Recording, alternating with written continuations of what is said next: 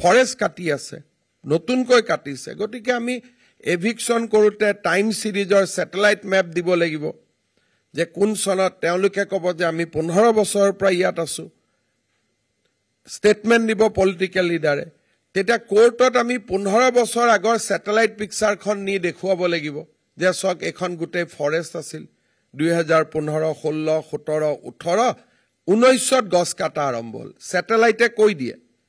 তেতিয়া হাই কোৰ্টে আমাক জাজমেন্ট দিব যে যেটো 15 বছৰ থাকা বুলি কৈছিল এটো অসত্য বিকজ স্যাটেলাইটে বেলেগ কথা কৈ আছে গতিকে এটা এভিকশনৰ কাৰণে প্ৰিপাৰেচন লাগে 3 to 4 বছৰ একানে অহা 4-5 মাহ আমি কোট কৰিব লাগে তাৰ আমাৰ প্ৰিপাৰেচন হৈ আছে অলৰেডি the next court আমি কৰিব লাগে কিন্তু তেনেকে বহুতে মোক WhatsApp দিয়ে দাদা আমাৰ ঘৰটো কৰক আহি গাঁৱটো কৰক ঠিক তেনেকে কৰিব নোৱাৰি তাৰ কাৰণে এটা কেস বনাব লাগে and it is a painstaking বহুত কষ্টৰ জৰিয়তে গুটে কেসবোৰ বনাব লাগে